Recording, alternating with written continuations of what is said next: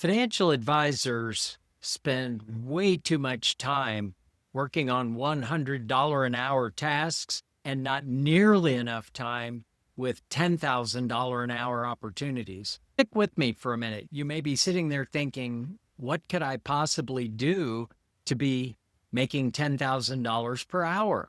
We're going to talk about this. Many advisors that I talk with are so busy. They literally don't have a minute on their schedule to do anything strategic or to really focus on the things that matter most in the business. And I'm not criticizing anyone. As a matter of fact, I was that guy for over 10 years. But the theme of this video is going to be that business is not busyness. Just because you're busy doesn't mean that your business is growing. So let me break this down a little bit. Break down your activities. What I would like you to do is go back, look at your schedule for the last 7 days. Try to figure out what were you doing in these time blocks during the day. Break them down into $30 an hour activities, $100 an hour activities, $1,000 an hour activities, and then $10,000 an hour activities. Pause right there. Do you think you were doing any $10,000 activities over the last, maybe not 7 days, but over the last 12 months? I bet if you put a pencil to it, you have done $10,000 an hour activities. The $30 activities are purely administrative. So these are things that if you hired someone at $30 or $40 an hour, that could be delegated immediately.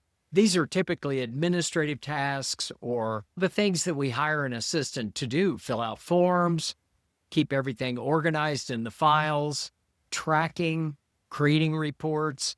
This is $30 an hour activity. Now, when you're going back through your schedule for the last week, try to identify the things that you did where you were performing, in essence, $30 an hour activities. Now, I know you think I'm going to recommend that you hire an assistant in the long run, but this is a little bit different exercise. I want to get you to focus on what's possible. I want you to focus on the time that you spent making lots of money per hour. So just stick with me here. In the $100 an hour activity, these are things that involves a little bit more skill, insight, maybe specialized training. This would be things in our world like tax projections or financial planning projections. Yes, I am going to say you could hire someone, but you may be thinking, that would be nice. If I had $1 billion, I'd hire tons of people. Keep with me here. So now you've identified things that could be done by someone by hiring $100 per hour. Let's talk about $1,000 per hour. Think about your bread and butter clients that you've dealt with in the last 12 months. And look back over the last 7 days and see how much time did you invest doing stuff that it takes somebody with $1,000 an hour skills to be able to replace you. Maybe said another way, a lot of this has to do with directly interacting with clients, being able to explain things that are complex in simpler ways so that the client is fully clear on what we're doing here. In my world, that $1,000 an hour activity, it's the truly skilled part of the job. These are the types of things that currently only you can do, and somebody earning $100 an hour couldn't do it. So try to go back over the last 7 days and identify those time blocks. Now we're left with the $10,000 activities. What I want you to do on that one, I want you to go back 12 months. The way I did this at the beginning was I identified my top 3 revenue projects for the last 12 months. In my case, it's usually maybe the top 3 clients that we acquired. You'll notice in addition to the monetary payoff of the time that you spent with those top clients that you acquired in the last 12 months, but notice too, often these are the clients that are the easiest to work with, the ones that appreciate your work the most, the ones that are truly high payoff activities and you enjoy working with them. But when you have identified the top revenue opportunities that you were successfully able to take advantage of over the last 12 months, I want you to flip through your calendar and think back. When it came to the moment where the client made the decision to work with you. Or even roll it back further. Think about when you first met the client or the efforts that you made to deepen the relationship or get to know the client's situation better. Whatever was involved in the stages of that relationship that ultimately led to the monetary payoff from that client. Sit down and think about how many hours did I focus that involved just me and only I could do it. For me, it's often just a few hours. I think back in the last 12 months to my largest client, maybe I spent 4 or 5 hours of really intense work where I was able to provide the most value to that client. So add up the time that you spent in those pivotal moments when it made the difference in that relationship, and then ultimately there was a monetary payoff. Just take that amount of money across those 3 revenue sources over the last 12 months and divide the hours that really made a difference in generating that revenue with that client, those pivotal moments that mattered most. Are you at $10,000 an hour for that?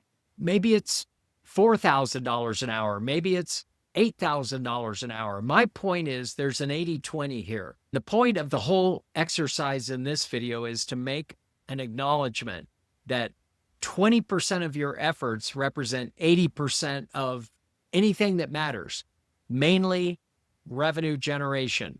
That when you think about the 80-20 of the situation, whatever you were doing in those moments, that's the creative you. That's the you that matters most to the client. That's what you can do that nobody else on your staff could do. And maybe at the moment, it would be very difficult, if not impossible, to replace you in those moments. So what's the impact of this? Why go to this trouble? It's to recognize that there are a small set of things that you do, which are the highest payoff activities in your schedule. Begin thinking about how you can replicate that work. Go through your current client situation, think about what you did in those moments, try to recreate that situation as often as possible with potential clients, centers of influence who are fabulous referral sources, and with existing clients that maybe there's additional revenue that you now realize you're leaving on the table. So there's additional revenue, there's potential client acquisition. All I'm saying is this is what's uniquely you. This is the most valuable you to your business.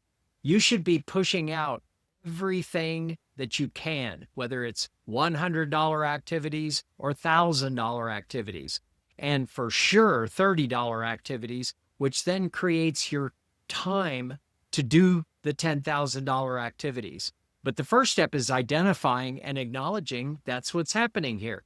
It's an 80-20. The question is, what is your 20% that represents 80% of the value that your clients see in you? And by the way, in case you're looking for some additional information on this topic, pick up Perry Marshall's book, 80-20 Sales and Marketing. I read that. He's my business coach, but I read that book whenever it was a bestseller way back when. And it literally changed my business and my life on these topics.